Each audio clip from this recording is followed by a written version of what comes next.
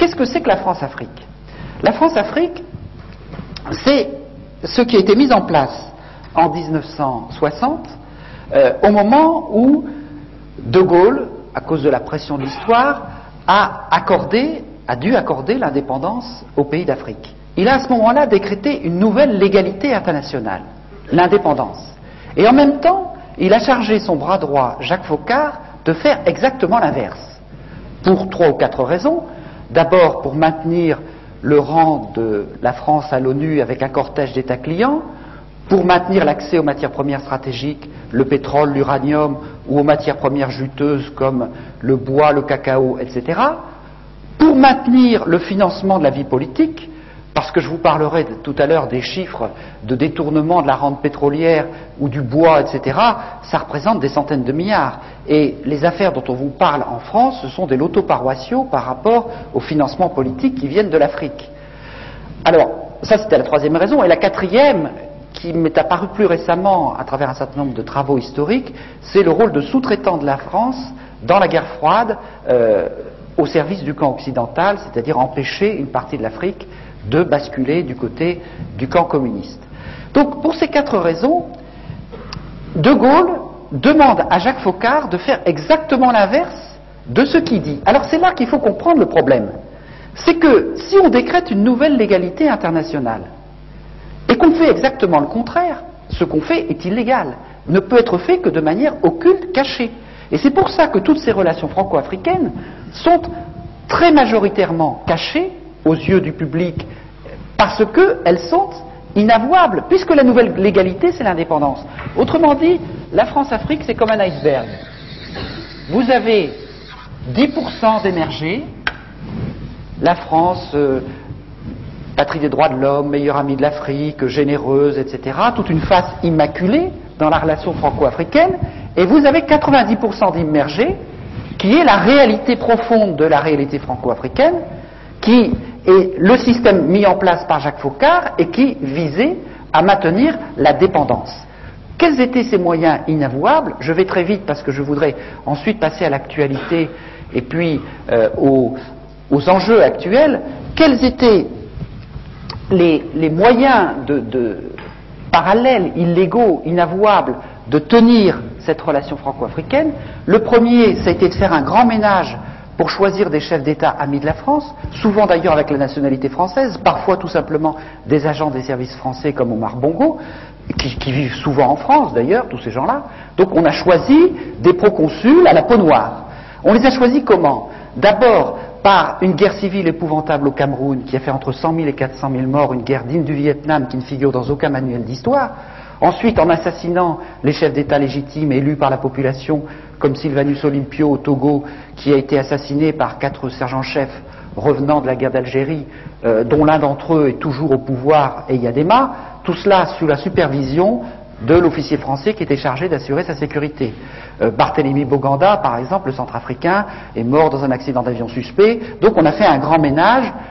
Ensuite, les autres, on les a promus par la fraude électorale ou par la corruption, les moyens classiques. Il n'y en a qu'un seul qui a résisté, qui est Sékou Touré, mais qui a connu tellement de vrais complots en l'espace de 2 ans qu'il a fini par en voir défaut et par devenir paranoïaque, donc par être écarté quelque part du jeu.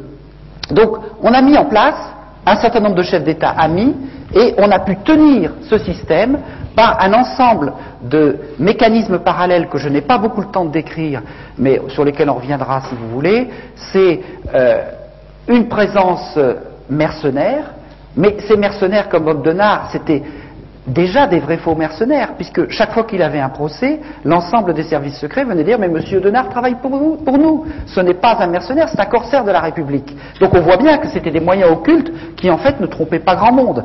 Mais il y a d'autres moyens beaucoup plus subtils, beaucoup plus forts, c'est les entreprises faunées des services secrets français, notamment Elf, dont le Floch Prigent, l'ancien PDG, nous explique simplement que Elf, c'était le faux-nez des services secrets français, c'est-à-dire que les dizaines, les centaines de milliards prélevés sur le pétrole, entre le prix d'achat très, très faible et le prix de vente, et aussi avec les quantités de cargaisons non déclarées.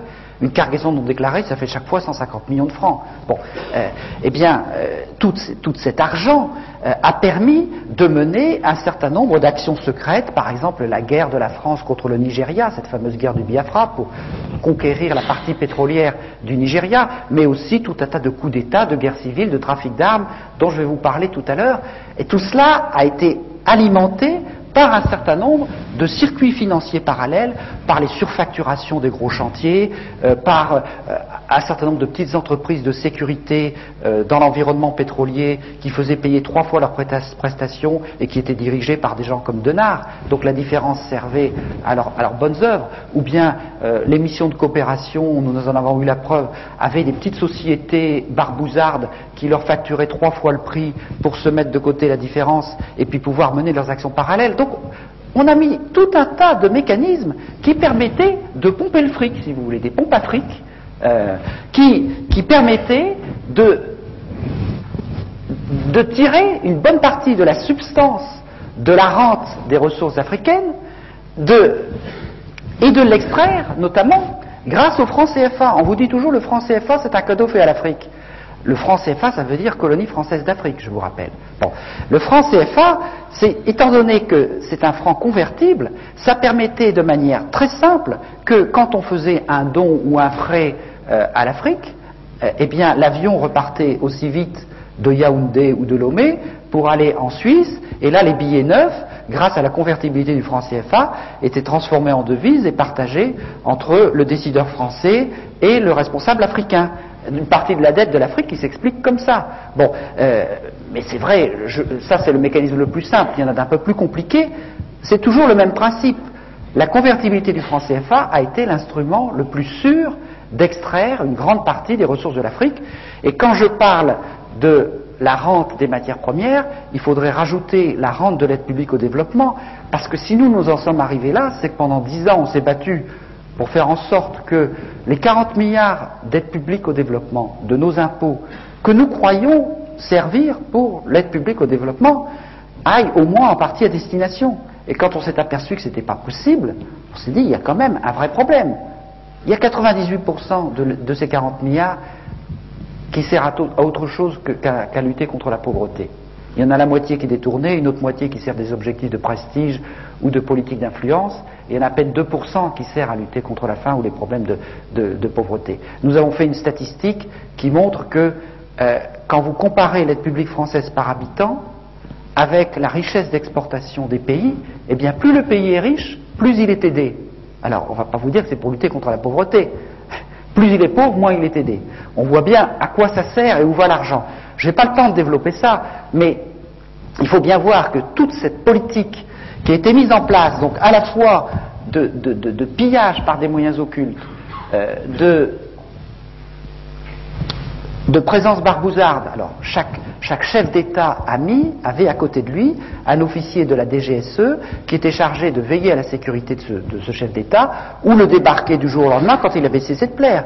À Namani Diori au Niger, par exemple, le jour où il est venu l'idée de vendre de l'uranium à autre chose que la France, il a été débarqué immédiatement. Quand Denard a débarqué aux Comores en 1995, il y avait des officiers de la DGSE qui étaient chargés de la protection du président en place. Eh bien, ils se sont retirés pour laisser partir le président, parce que ce président-là, Johar, avait cessé de plaire. Donc on voit bien qu'on est dans un mécanisme du degré zéro de l'indépendance, que ce soit au niveau politique, au niveau monétaire, au niveau économique, au niveau militaire.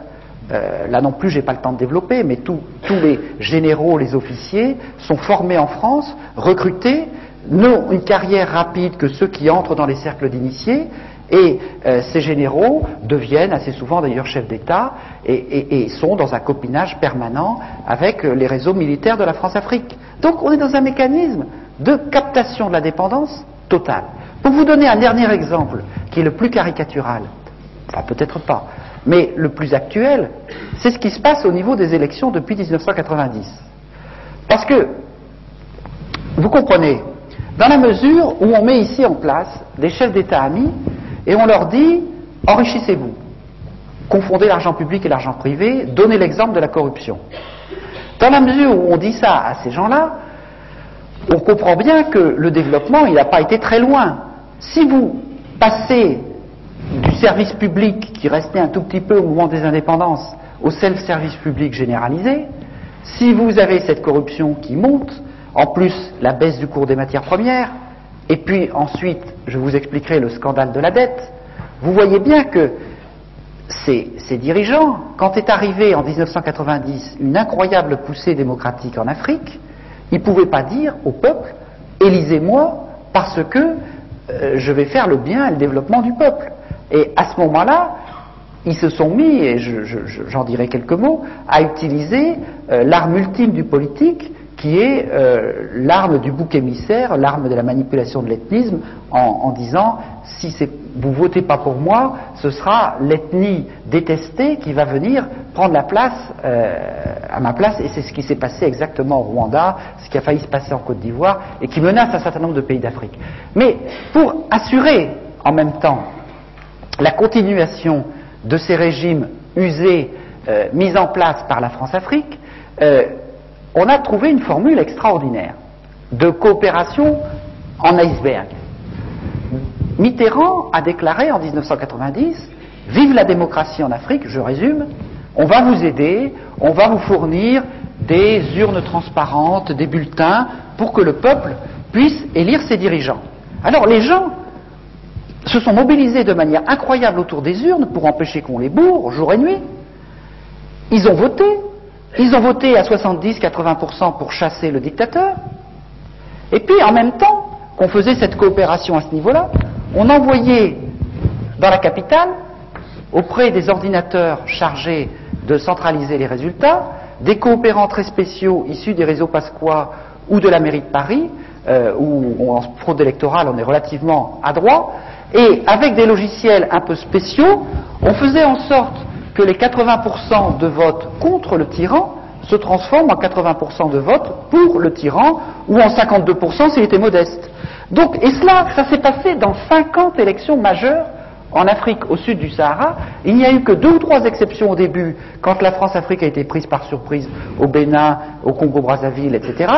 Et puis, 2 ou 3 à la fin, quand des peuples ont trouvé la parade. Au Niger, par exemple, il y avait un dictateur installé par Focard, il a été renversé, la France a hurlé à l'interruption du processus démocratique, n'est-ce pas, puisque le dictateur a été renversé. Et donc, les officiers qui avaient renversé le dictateur ont organisé des élections tout seuls, et ça a été les élections les plus incontestées d'Afrique depuis 40 ans. Bon, au Sénégal, où il y avait un régime ultra corrompu, ils ont trouvé la parade en jumelant les téléphones portables et les radios locales, ce qui fait qu'ils ont annoncé en direct les résultats, court-circuitant les manœuvres qui se passaient à ce niveau-là avec les réseaux france-africains. C'est d'ailleurs pour ça qu'on a retardé l'apparition des portables au Tchad. Bon, donc on a mis en place un tas de systèmes qui permettaient, et c'est le cas, je ne vais pas vous détailler toutes ces élections, mais ceux qui connaissent un peu l'Afrique le savent, ça a été le cas au Cameroun, au Gabon, au Togo, à Djibouti, en Mauritanie, encore récemment au Bénin, et c'est ce qui est en train de se jouer à Madagascar, où il se passe des choses absolument extraordinaires ou monumentales, où il y a un mouvement depuis 3 ou 4 mois pour affirmer la légitimité d'une élection contre une pseudo-légalité d'une commission constitutionnelle totalement bidon. Et si le peuple de Madagascar gagne, c'est quelque chose de très important pour l'Afrique parce que ça va donner des tas d'idées à beaucoup de gens. Donc je vous invite vraiment à soutenir le combat du peuple malgache parce que c'est un combat absolument décisif pour l'Afrique. Parce que c'est un combat pour essayer de vaincre cette fatalité imposée de l'extérieur, et vous observerez bien entendu que la France prétend qu'il faut défendre la légalité dans l'affaire. Bon, la France pour ça. Pourquoi? Parce que Madagascar a des émeraudes, parce que Madagascar a un tas de choses qui passent toujours pour le financement des partis politiques.